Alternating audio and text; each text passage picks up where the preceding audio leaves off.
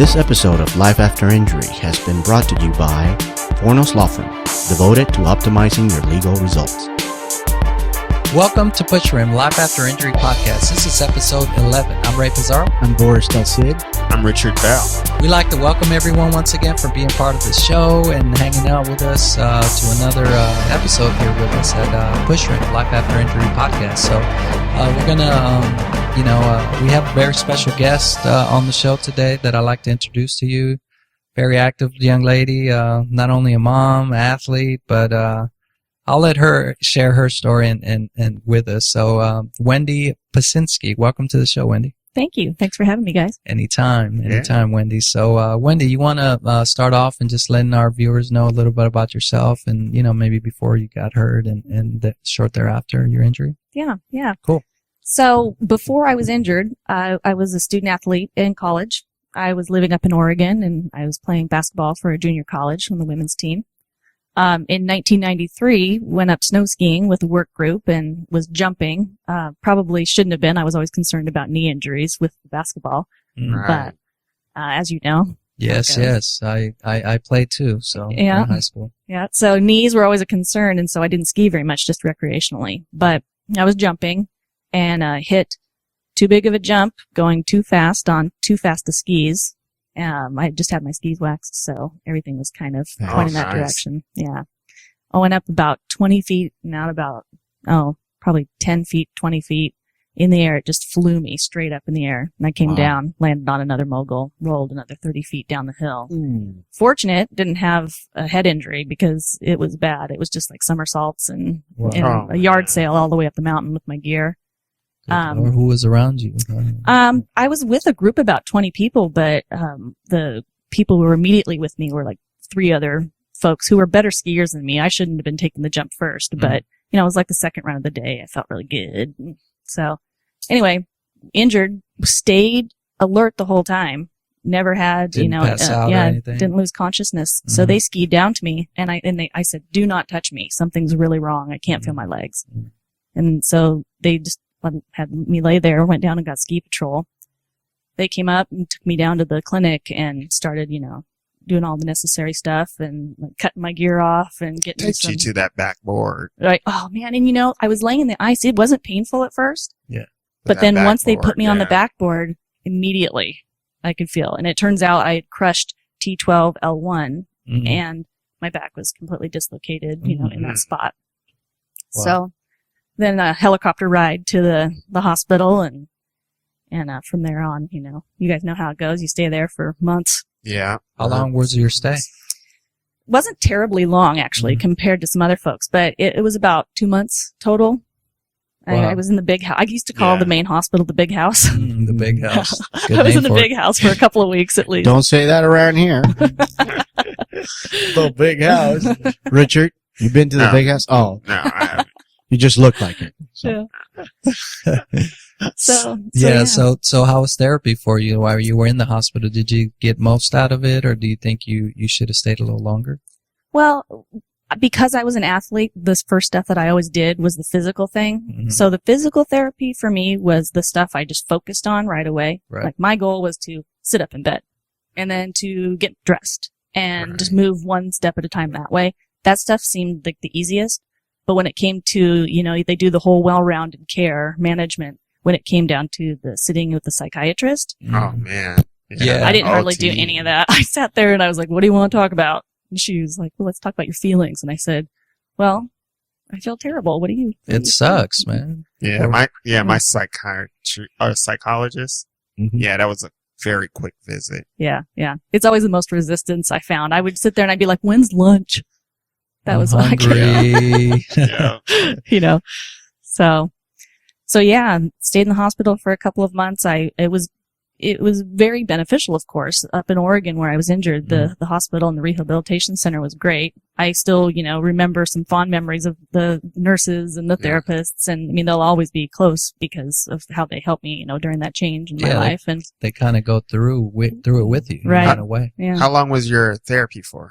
Well, I did the inpatient therapy for a couple of months, but then I came and did outpatient for, I don't even remember now. I call 1993 and 1994 my lost years And I think it's just because all of it was such a blur. I have a hard time. I don't know anything about pop culture from back then. Music, nothing. There's movies that are out, and I'm like, I can't believe I've not seen that movie. I missed out, yeah. And then sure enough, it was put out in 1993. Yeah, that's when I was hurt too. So. Oh yeah. Yeah, I mean, it's really a blur. I mean, you're under medication, you're under, stress, and Right. it's like a whirlwind of emotions. Yeah. And, I don't know how many medications you ended up leaving the hospital with. You remember it? Was it quite I a don't few? know. I can't remember. A bottle full? Yeah, Okay. yeah. And you were nicely sedated then when you left.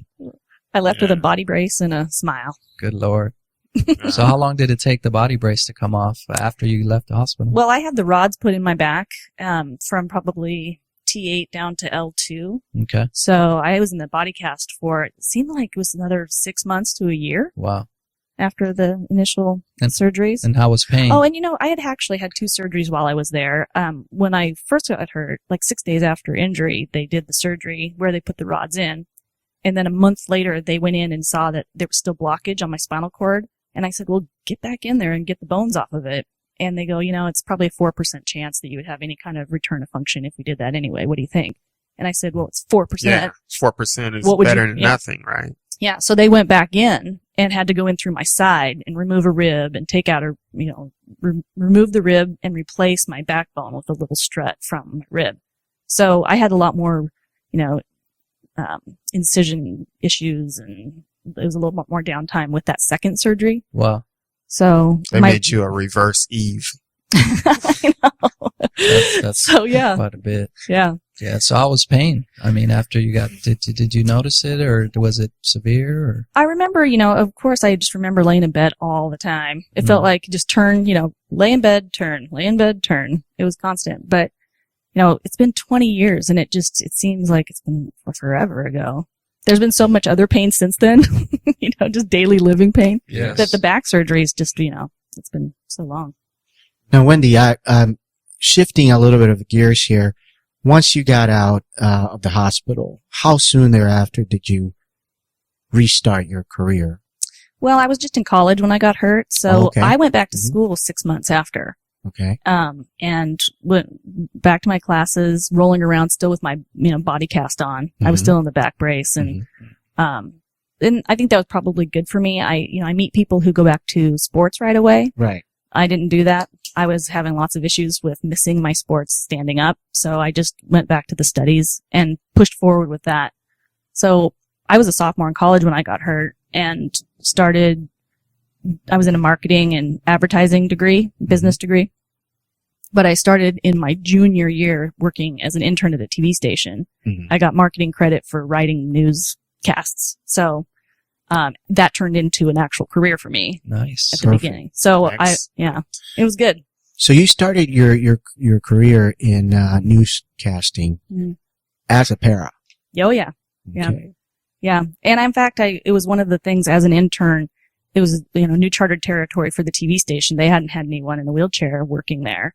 So when it came to doing news stories about disabled people, they were like, well, Wendy should go out on that story. Right. And so I got to, really meet some of the community. And also I asked them specifically because then as time went on after I was an intern, they asked me to do some on-air stuff. Mhm. And I asked them specifically to show my wheelchair because I thought Did it was they? important. Yeah. And they Okay. showed my chair just a little bit at the top of the wheels. Right. And I felt like that was for viewers and for me.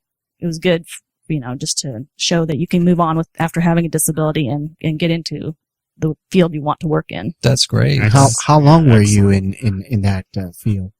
I worked in TV about, probably 6 years.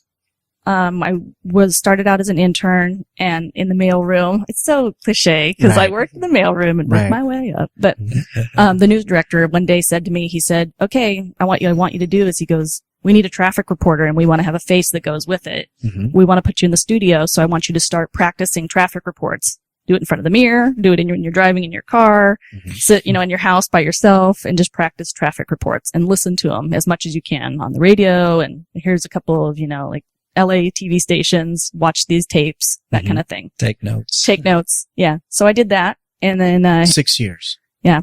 And I also started I also have, a talk show on the mornings, called AM Northwest at the TV station. It was an ABC affiliate in Mhm. Portland, Oregon. Mhm. And they had Wendy's Weekend Best Bets. So I started doing entertainment Sweet. reports about, and they were pre-recorded things where I would come in the studio and talk about what was going on that weekend. And Oh, Yeah. nice. Very it was fun. Yeah. It comes You guys- natural. It sounds like, you just good in front of the mic and everything rolls right off fluidly. So it's We it's a scored. perfect We match. scored a celebrity here. I don't know Man. about that. A regular. How about that? Last week we got the man with the cape. Today we got Wendy. I mean, she's been in the air. Wendy the Great. Awesome.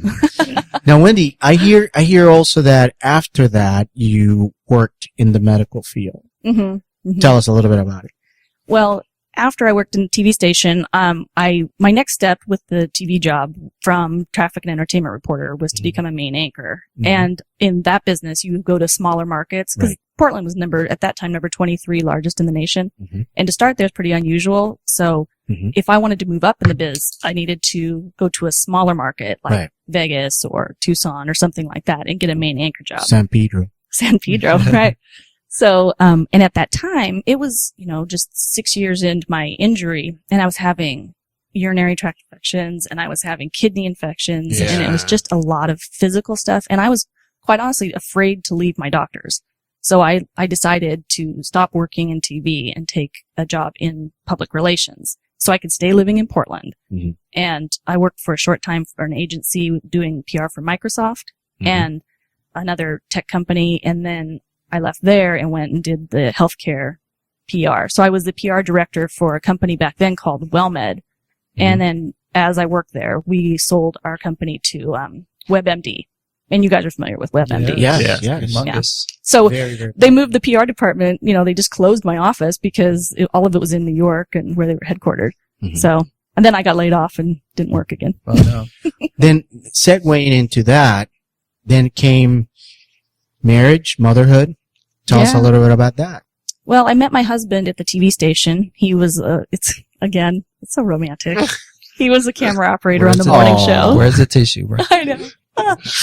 So, we met there That's and awesome. started dating when I went to go work for the PR. Uh-huh. And, I got laid off from the WellMed job. My husband was at the TV station and he goes, I don't love my job. I've always been wanting to work in TV and film elsewhere. And Yeah. so I go, well, Moved to LA. so he quit his job. He did. We sold our house, put stuff in storage, and then we were like, well, what do you want to do? So we went and traveled for 4 months to New Zealand and Australia, Nice. which was fantastic. To clear your mind, right? Right. Wow. Yeah. So, and that, I think I had moved past the being scared of leaving my doctors at that point. And then Yeah, it takes a little while. Mhm. It seems like it takes a while. Yeah. how long from getting married, having all the trips and all that until you had kids? Because I understand you have 2 kids. Yep. I have a little boy, EJ, who's 5, and Mhm. my daughter, Barlow, is 2. So, it wasn't until we moved into Los Angeles in 2004. Mhm. EJ was born in 2006 and then Barlow in 2009. Mhm. So, and Well, going through pregnancy, is there anything different than, I guess, from being an able-bodied person? well, I definitely, all pregnant women talk about how their bladders are just a disaster once they're pregnant because there's Right. so much pressure when the baby's in there. But, Yeah, and we already have a compromised bladder. right. kind It's of. already an issue for me. So Mhm. for that was, I was constantly in the bathroom. I couldn't even think about it without going to the bathroom. So, You had to catheterize many times a day. all the time, constantly cathing. And then also I was nervous about it the entire time. Right. But the other thing with the pregnancy is balance issues. Right. And Oh, yeah. I kept getting bigger and bigger. Mhm. And then I had to, I think my frame of my chair was like 15 inches when I got pregnant, Mhm. but I kept expanding and knowing I was going to expand that about 7 months into the pregnancy, I had to get a new chair. I was like, I absolutely cannot fit into this one anymore. Right. And that first pregnancy, I mentioned that I was in sports all these years, but Yes. then it was like 15 years, 16 years before I even started playing basketball, which I didn't even do until after EJ was born. So I hadn't been very physically active. I'd been Right. like traveling and eating and drinking and doing nothing besides, just fun All things. the fun Right. stuff. Right. So I wasn't in very good shape when I got pregnant, and I could really tell a difference because I had lots of carpal tunnel issues. I was just, lethargic all the time, and my balance wasn't very good. Your trunk, So, your core, yeah. right? And So I'm lovely. T12L1. So you have a lot more abdominal use. Right. So then when this, pregnancy came in, I'm really fortunate that, the pregnancy went well. Good. And I was considered high risk, but the Mhm. doctor said it wasn't because of the spinal cord injury. It was more, turns out I have a blood clotting disorder and that I learned about when I did the testing before the pregnancy. So that made me high risk, which was kind of good. I liked it because I got to go into the doctor more often and get ultrasounds, and it just, it made little better care. Yeah, I felt like I was getting better care, and I got to, see the baby more often. Some people don't like that many ultrasounds, but I loved it. Yeah, good thing. I was going to ask you also about, as far as after you had your baby, what made you realize or jumpstart yourself into getting into sports, and what type of sports did you get into? Well, it's so strange how this worked out. I had been thinking about sports and kind of wanting to get back in shape, lose the baby weight, that sort of thing. And I was at a spa checking out after having had a massage, and a woman said hello to me. She was very friendly, nice, and she said, my son is also in a wheelchair. Have you ever thought about playing basketball? And I had just, honestly, the week before that been saying, I need to find a basketball team. LA is a huge city. Yeah. Why am I not already doing sports? And the woman said, my son plays for the Wheelchair Lakers, and it was Alvin Malave's mom. Oh, Alvin. Yeah. Yeah, we know Alvin. Yeah. So she said, here's his number. Give him a call. I'll also give him your phone number, and he's really into sports, and he'll get you out. He'll loan you a chair if you need or anything. So like 2 weeks later, I was in touch with Alvin, and they were having a thing at UCLA where they were doing kind of like demo and bringing people in to play basketball. Like a clinic of sorts. Right, a clinic. And it turns out that my parents just happened to be in town. And so I asked my dad to come with me my first time playing basketball. In case you fell. Right. Well, because he was also a college basketball player, so he just dug it. So we went to UCLA, Go Bruins. John Wooden Center, and went and played basketball, wheelchair basketball, for the first time in my life. Yeah, baby. And it was. Were you the only girl there that day, or a few girls? There was a couple of other women there. Yeah, Alma was there. You guys know Alma, right? Alma, yes. Yeah. Yeah, Very active. Yep. And she also, and her and Alvin since then have kind of been my mentors with the basketball, because I played a little bit on her women's team that first year. How did that feel? Like the first time you got out on the court and started getting your bearings with, learning your chair, the skills and all that? It was hard. It was hard because I was used to moving on the court with my legs. Around the back, through right. the legs. And only using your hands for the ball instead of using your hands on the chair. So the chair skills, it's been how many years now? 4 or 5 years I've been playing, and I'm still terrible at controlling my chair. And I bet you slam dunking is kind of hard. Yeah. My jump shot has really taken a turn. Nice. So yeah, That's so cool. Well, I hear you also trying to get back into skiing now. yeah, I wasn't, again, like other sports, I was afraid to do them. Mm-hmm. But, and the skiing in particular, because of the trauma and, the getting hurt that way. Yeah.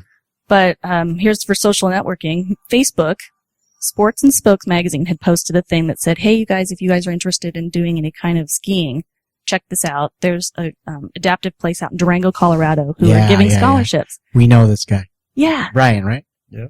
So I signed up. I wrote a letter and said, please consider me. I got hurt skiing almost 18 years ago. I know I need to get back to it just for closure, but I miss being on the mountain. And they called me up and said, you're the kind of person we definitely need to have come out because, this is going to be good for you.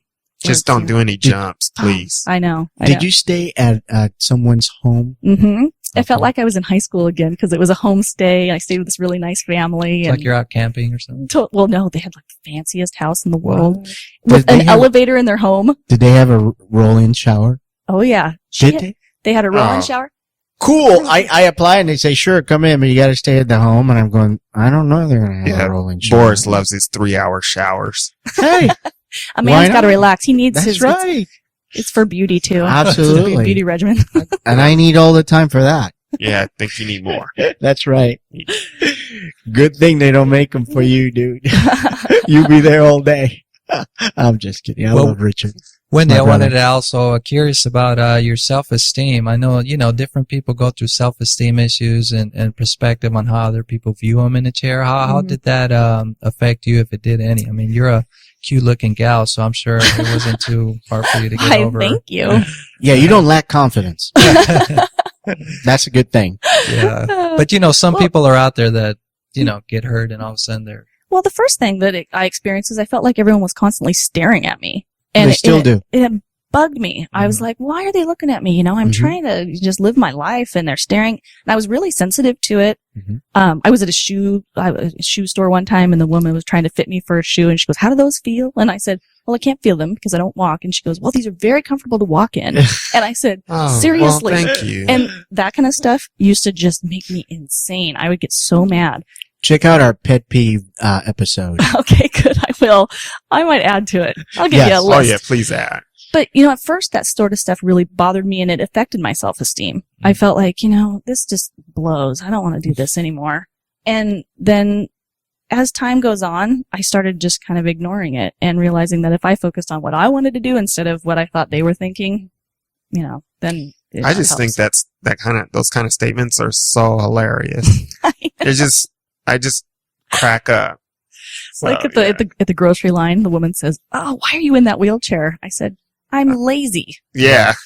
I'm just in it for the parking. That's right. So, Wendy, you know what? You got so much stuff to share. Yeah. I think we're going to need to bring you back. yeah, there's Yes. a lot of cool stuff to share with people. You're right, Boris. Yeah. Well, Yeah. I would be happy to. I love it. I mean, being a woman in a wheelchair is challenging as Mhm. as it is in the pregnancies and stuff. I would just, with other women, if they're considering or trying to get pregnant, and I would suggest it's, the best thing in the world. People say that it changes your life and Mhm. children are beautiful things. And, Yes. I feel really, really, really lucky that I was able to have my children Mhm. and also the support of, family and friends. And,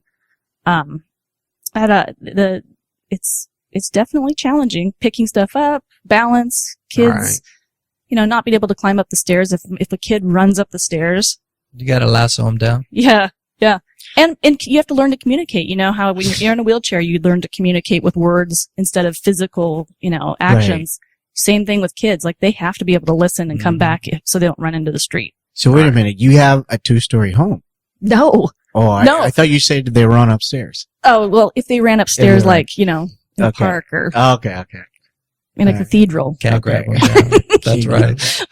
Well, Wendy, you know what? We're getting short on time here, but we like to keep our episodes nice and sweet. But we're most definitely going to bring you in again, and maybe on a different topic or something that maybe we missed today. And it was a great pleasure having you on as part of our discussion Absolutely. today. Yeah. I suggest if any one of us cannot make it one day, we can have you as a, our fill-in. substitute. Absolutely. And I do that. Absolutely. Yeah. It'd be our pleasure, definitely, and also give a lot of women out there that are hurt, a sense They've of. been asking for the female perspective Yeah. on the show. So Yeah. Well, and there's also, I'd absolutely be happy to come back. And also I would like to find out if there's more women out there that want to play sports. There you go. Basketball. I also play tennis and, we're always looking for women. Is there any place particular? Do you have a Twitter account or someone they might be able to reach you or Dude, look for you? That's why we have Push Rim. Push Oh, there you Rim. go. Yes. Yeah. She's- Get Definitely her at Push contact Rim. her through Push Rim. Right? That's right. Absolutely.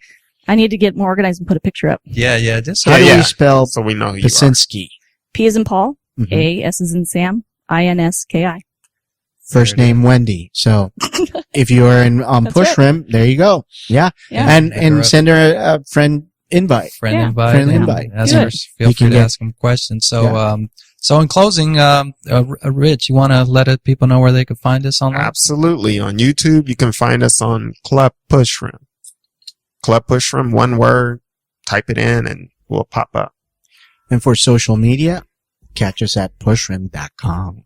That's right. And we're also on iTunes. Check us out. Do a search for Push Rim, and you can find all of our podcasts to download and enjoy. Podbean. And also our Podbean directories and Google Plus now. Check us out. We just grew out to a different social media there. So, Wendy, thanks again for being part of our show, and thank our viewers, and Rich and Boris, thanks for being part of the program, and we'll catch Thank you. everyone next time. All right. All Bye-bye. right. Take care. Bye-bye. See ya. Time to boogie. Bust a move, Go, Richard. Wendy. Go, Wendy. go, Wendy. See, she can dance Rich. too. Is that Oh, Rich? yeah. Is that Rich trying to move herself right Chin now? and chin. Oh, shit. That's Or it's spasm. about to He almost fell out with the spasm. Awesome. I would have